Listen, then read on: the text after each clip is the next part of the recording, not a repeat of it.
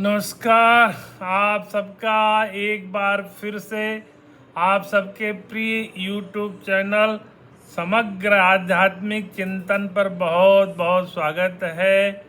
आज अधिक मास का प्रथम मंगलवार है। ज्येष्ठ महीने का जो अधिक मास लगा है 17 मई से, उसका प्रथम मंगलवार है। कुल मिलाकर इस बार ज्येष्ठ महीने में कुल 8 मंगलवार पड़ेंगे, तो आज तीसरा मंगलवार है, अर्थात आज तीसरा बड़ा मंगल है, जिसका की बड़ी मान्यता है। इसकी चर्चा मैंने अपने विगत 2 पहले अंकों में विस्तार से किया था। अब अधिक मास को भगवान ने पुरुषोत्तम मास करके उसमें कहा कि इस महीने का महात्म्य कार्तिक महीने जैसा हो जाएगा। अधिक मास को मल मास करते थे, मतलब कि ये बिल्कुल बेकार वाला महीना, तो भगवान ने उसको पुरुषोत्तम मास नाम दिया और कहा इसमें, भगवान विष्णु ने कहा इसमें जो पूजा पाठ करेगा उसका कई गुना ज़्यादा फल उसको प्राप्त होगा। हालांकि इस महीने में शुभ कार्य वर्जित होते हैं, लेकिन इस महीने में पूजा पाठ इत्यादि का बड़ा अच्छा महत्व है। तो आइए अधिक मास को याद करते हैं। कहते हैं इस अधिक मास पुरुषोत्तम महीने में भगवान कृष्ण की, भगवान विष्णु की आराधना बड़ा सुंदर रहती है।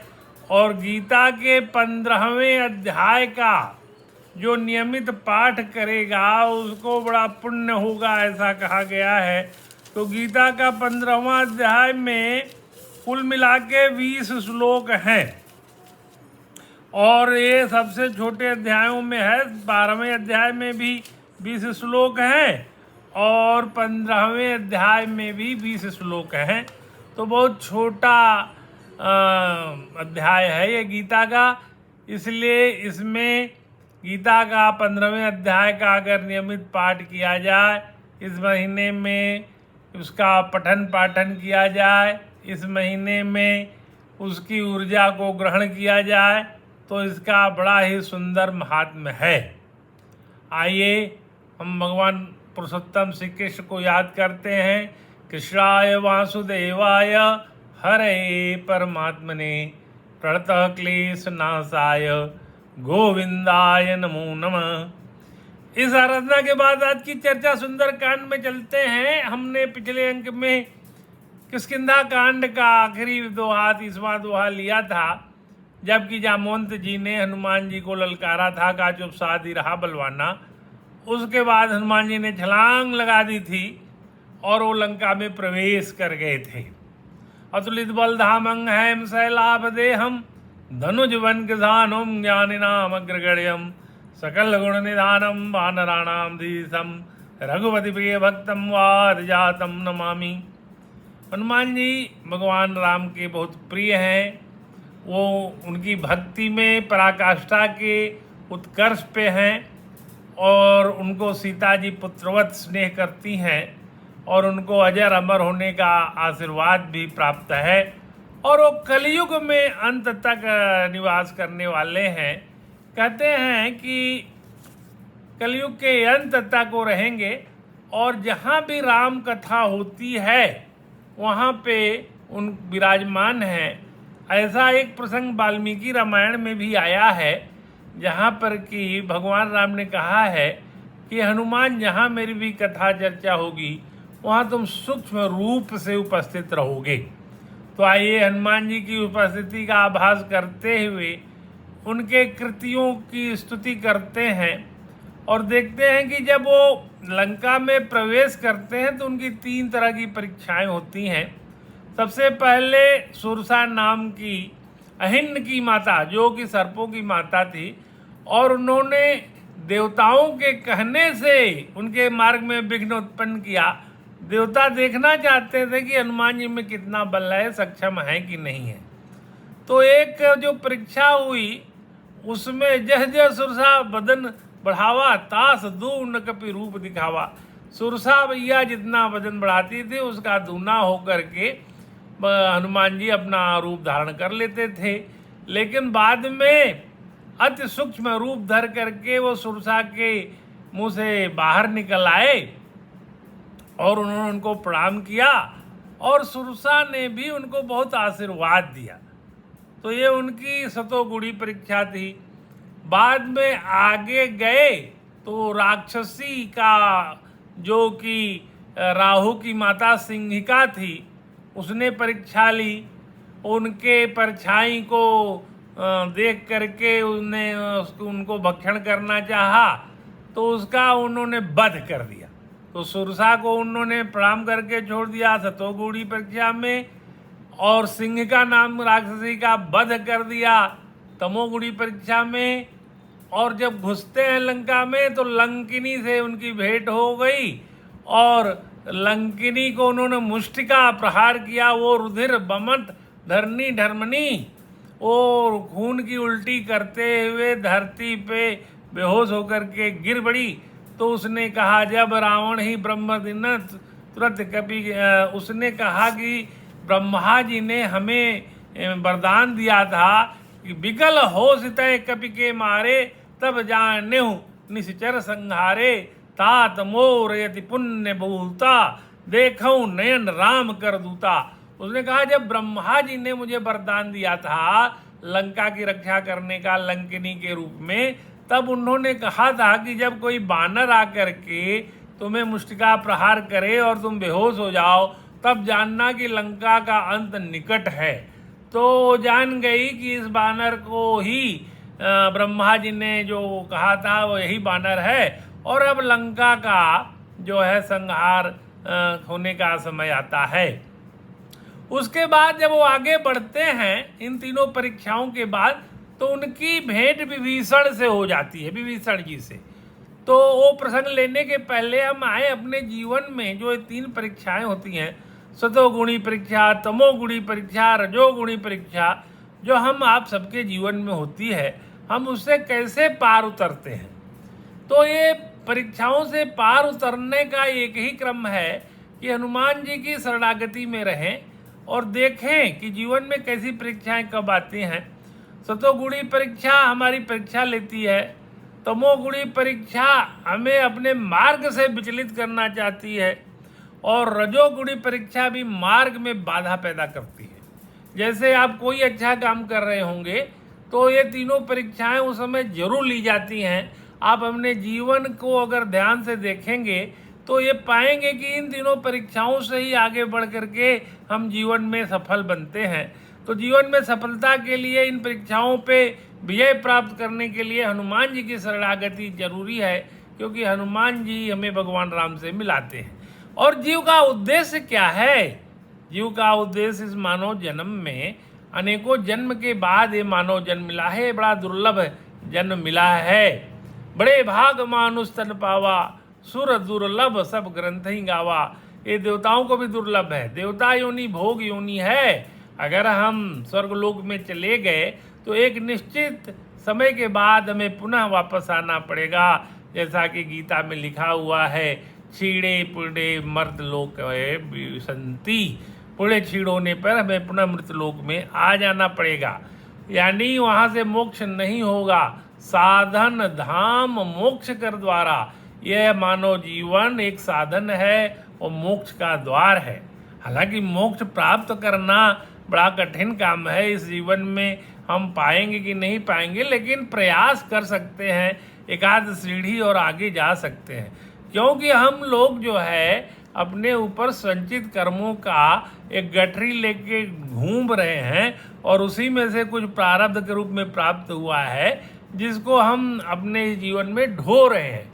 लेकिन हम उस जीवन में जो अपने प्रारब्ध कर्म मिले हैं, जो हमारे ही संचित कर्म की गठरियों में से मिले हैं, उसमें कुछ अच्छे हैं कुछ बुरे हैं। तो अच्छे तो सुख दे रहे हैं, बुरे कष्ट दे रहे हैं, लेकिन हम बुरे कर्मों, अपने बुरे कर्मों को झेलने में भी भगवान को दोषी देते हैं। वो गलत बात है, क्योंकि हमें पता नहीं है कि ये हमारे ही पूर्व जन्म के कर्म इस जन्म में हमें झेलने पड़ रहे हैं अनेकों द्वारा। कोई अपमान कर रहा है, कोई गाली दे रहा है, कोई आपसे रुस्या रख रहा है, कोई बिना मतलब के बेनमनस रहा है, कोई आपके रास्ते में बाधा डाल रहा है, कोई मुकदमा कर रहा है, कोई कुछ कर रहा है, कोई कुछ कर रहा है। अनेकों प्रकार के लोग हैं जो आपके रास्ते में बाधा बन के खड़े हुए।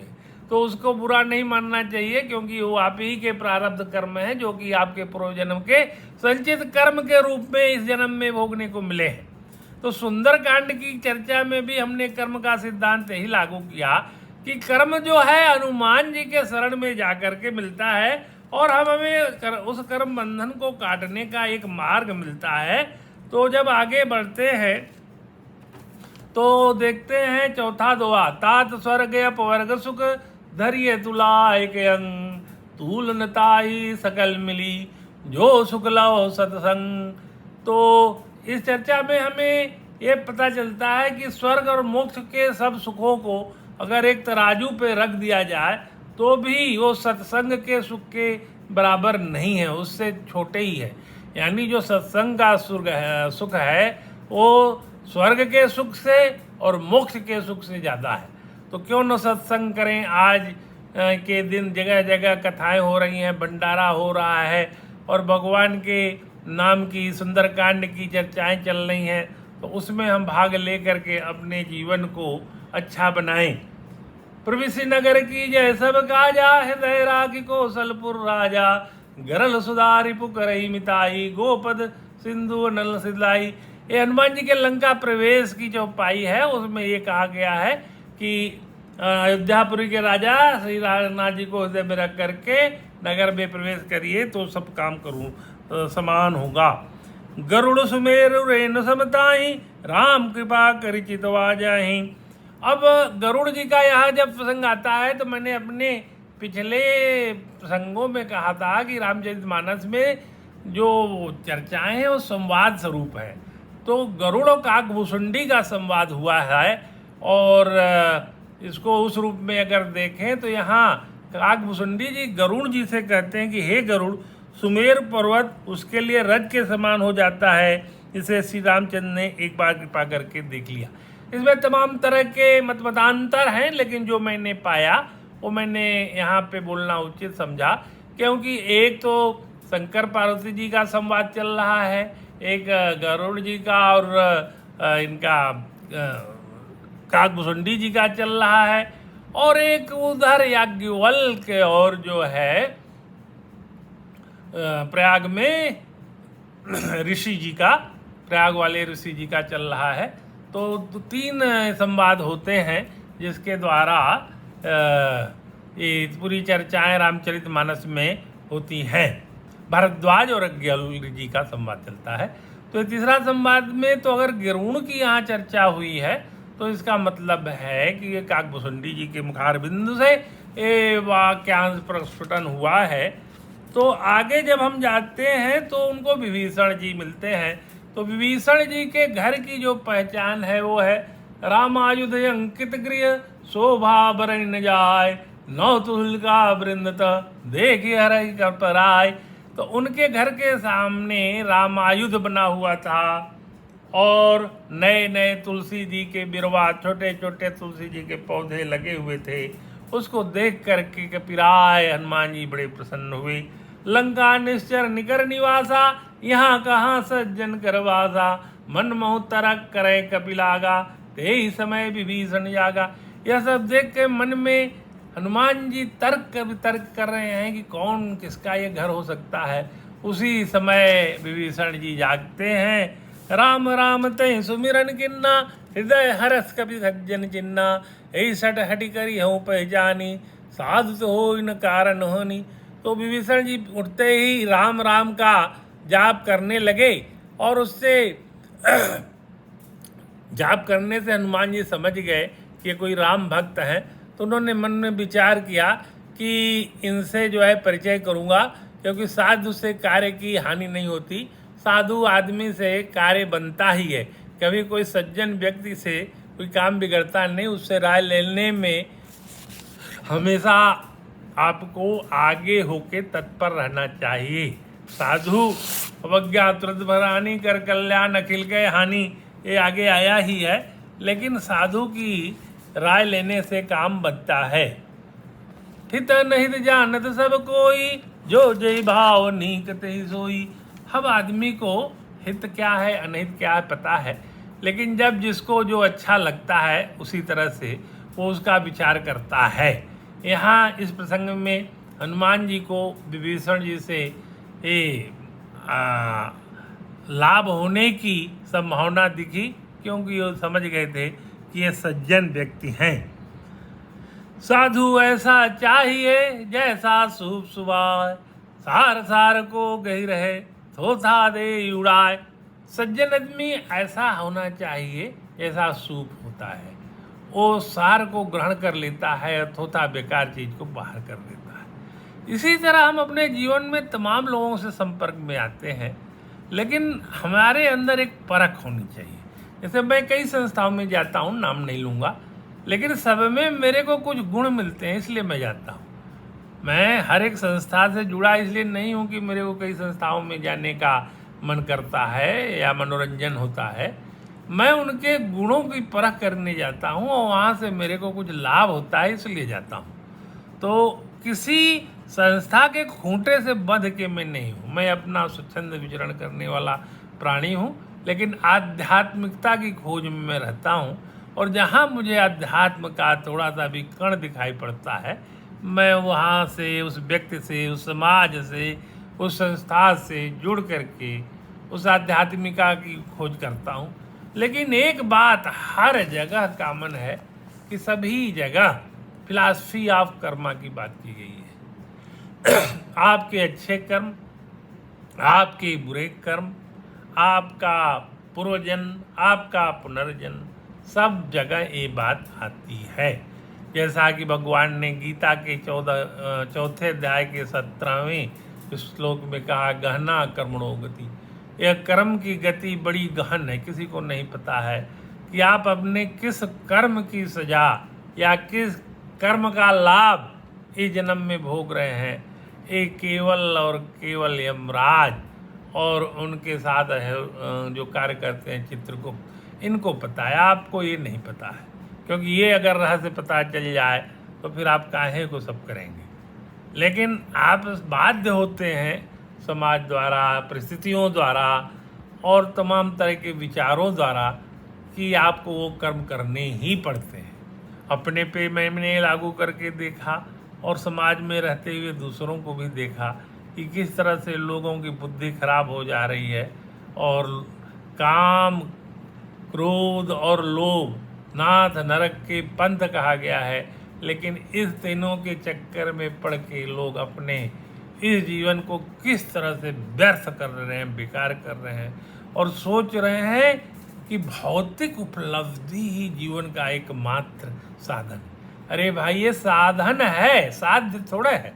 भौतिक उपलब्धि से आप आगे के अपने जन्म को और अच्छे पुण्य कर्मों को कर सकते हैं, लेकिन भौतिक उपलब्धि को ही आपने अगर अपना साध्य मान लिया तो ये भी गया कर्म, ये भी जन्म गया।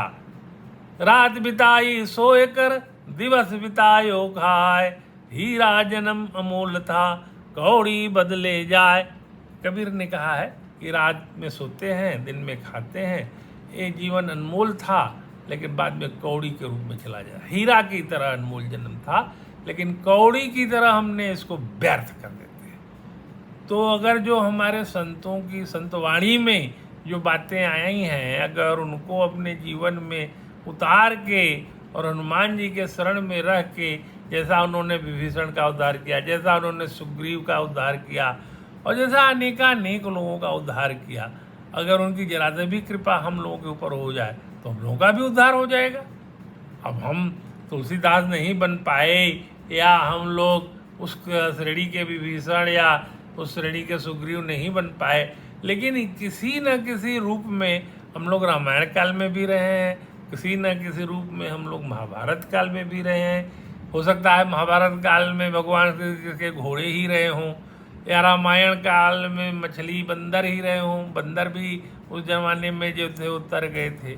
तो किसी न किसी रूप में हम लोग इस ब्रह्मांड में, इस धरा पे कहीं न कहीं किसी न किसी रूप में जरूर रहे हैं। और हमारे अंदर अगर भक्ति का जरा सा भी कोई गुण है तो ये बात है कि पूर्व जन्म के कुछ संस्कार अभी बाकी हैं, जिंदा हैं, वो बीज रूप में जागृत होने के लिए उनको खुराक जैसे मिलती है, वो पुनः जागृत हो गए। तो इस चौपाई में, इस सुंदरकांड की चर्चा में विभीषण जी की भेंट तक हम लोग पहुंच गए। तब हनुमंत कही सब राम कथा निज नाम, सुनत जुगल तन पुलक मन, मगन सुमरी गुणग्राम। यहाँ तक आकर के वो जब विभीषण जी से हनुमान जी की भेंट हो जाती है, तो इस चर्चा को हम विराम देते हैं, क्योंकि इस बार ज्येष्ठ महीने में 8 बड़ा मंगल है और आज अभी तीसरा ही है। तो हम अपनी चर्चा को नए सिरे से, नए ढंग से, नए आयाम से, और इसको किस तरह से प्रासंगिक हो सकती है उस ढंग से इसको करने का प्रयास कर रहे हैं। अच्छा प्रयास है तो आप लोग इसको ज़रा हमारा समर्थन करके हमें बताइएगा। अगर प्रयास में कहीं कमी है तो भी बताइएगा। नमस्कार। आप सबको तीसरे बड़ा मंगल की बहुत बहुत शुभकामनाएं।